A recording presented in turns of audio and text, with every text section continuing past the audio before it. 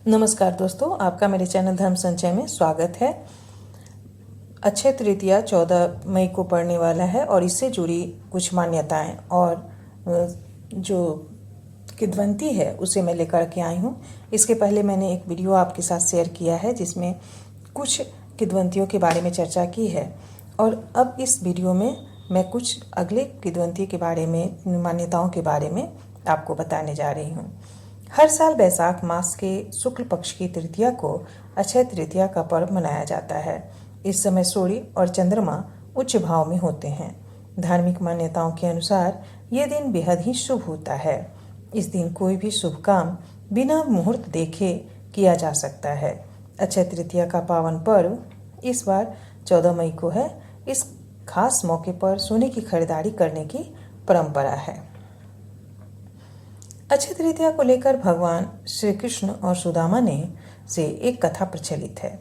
कथा के अनुसार श्री कृष्ण के बचपन के मित्र सुदामा इसी दिन श्री कृष्ण के द्वारा उनसे अपने परिवार के लिए आर्थिक सहायता मांगने गए थे। भेंट के रूप में सुदामा के पास केवल एक मुट्ठी भर पोहा ही था। श्री कृष्ण से मिलने के बाद अपना भेंट उन्हें देने में सुदामा को संकोच हो रहा था, किंतु भगवान कृष्ण ने मुट्ठी भर पोहा सुदामा के हाथ से ले लिया और बड़े ही चाव से खाया।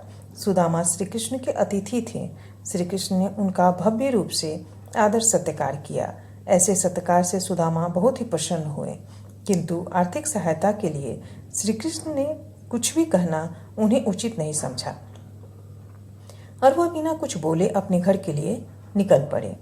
जब सुदामा अपने घर पहुंचे तो दंग रह गए।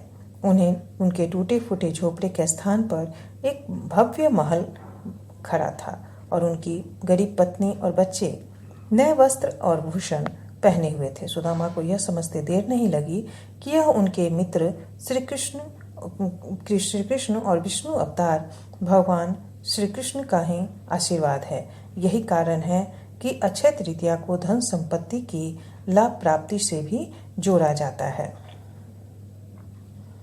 महाभारत में अक्षय तृतीया की एक और कथा प्रचलित है। इसी दिन दुशासन ने द्रौपदी का चीरहरण किया था। द्रौपदी को इस चीरहरण से बचाने के लिए श्री कृष्ण ने कभी न खत्म होने वाली साड़ी का दान दिया था। इसलिए भी इसे अक्षय तृतीया के रूप में मनाया जाता है। भारत के उड़ीसा में अक्षय तृतीया का दिन किसानों के लिए शुभ माना जाता है। इस दिन से ही यहाँ के किसान अपने खेत को जोतना शुरू करते हैं। इस दिन उड़ीसा में के जगन्नाथपुरी से रथ यात्रा भी निकाली जाती है। अलग अलग प्रांत में इस दिन का अपना अलग ही महत्व है। बंगाल में इस दिन गणेश जी और लक्ष्मी जी का पूजन कर सभी व्यापारी द्वारा अपने लेखा जोखा की किताब शुरू करने की प्रथा है। इसे यहाँ हलखता कहते हैं। एक और मान्यता के अनुसार पंजाब में भी इसका बहुत महत्व है। इस दिन को नए मौसम के आगाज का सूचक माना जाता है और इस अक्षय तृतीया के दिन जाट परिवार का पुरुष सदस्य ब्रह्म मुहूर्त में अपने खेत की ओर जाते हैं। उस रास्ते में जितने अधिक जानवर और पक्षी मिलते हैं उतना ही फसल और बरसात के लिए शुभ शगुन माना जाता है। अक्षय तृतीया की कथा, एक और कथा के अनुसार बहुत पुरानी है। धर्मदास अपने परिवार के साथ एक छोटे से गांव में रहता था। वह बहुत गरीब था। वह हमेशा अपने परिवार के भरण पोषण के लिए चिंतित रहता था। उसके परिवार में कई सदस्य थे। धर्मदास बहुत धार्मिक प्रवृत्ति का व्यक्ति था। एक बार उसने अक्षय तृतीया का व्रत करने का सोचा। अक्षय तृतीया के दिन सुबह जल्दी उठकर उसने गंगा में स्नान किया और फिर विधि पूर्वक भगवान विष्णु की पूजा अर्चना एवं आरती की। इस दिन उसने अपने सामर्थ्य अनुसार जल से भरे घड़े, पंखे, जौ, सत्तू, चावल, नमक, गेहूं, गुड़, घी, दही, सोना तथा वस्त्र आदि वस्तुएं भगवान के चरणों में रखकर ब्राह्मणों को अर्पित की।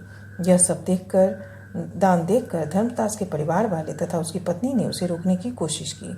उन्होंने कहा कि धर्मदास इतना सब कुछ दान में दे देगा तो उसके परिवार का पालन पोषण कैसे होगा। फिर भी धर्मदास अपने दान और पुण्य धर्म से विचलित नहीं हुआ और उसने ब्राह्मणों को कई प्रकार का दान दिया। उसके जीवन में जब भी अक्षय तृतीया का पावन पर्व आया, प्रत्येक बार धर्मदास ने विधि से इस दिन पूजा एवं दान आदि कर्म किया। बुढ़ापे का रोग, परिवार की परेशानी भी उसे इस व्रत से विचलित नहीं कर पाई। इस जन्म के पुण्य प्रभाव से धर्मदास ने अगले जन्म में राजा कुशावती के रूप में जन्म लिया। कुशावती राजा बहुत ही प्रतापी थे। उनके राज्य में सभी प्रकार का सुख, धन, सोना, हीरे, जवाहरात, संपत्ति की किसी भी प्रकार से कमी नहीं थी। उनके राज्य में प्रजा बहुत सुखी थी। अक्षय तृतीया के पुण्य प्रभाव से राजा को वैभव एवं यश की प्राप्ति हुई, लेकिन वे कभी लालच के वश में नहीं हुए एवं अपने सत्कर्म के मार्ग से विचलित नहीं हुए। उन्हें उनके अक्षय तृतीया का पुण्य सदा मिलता रहा।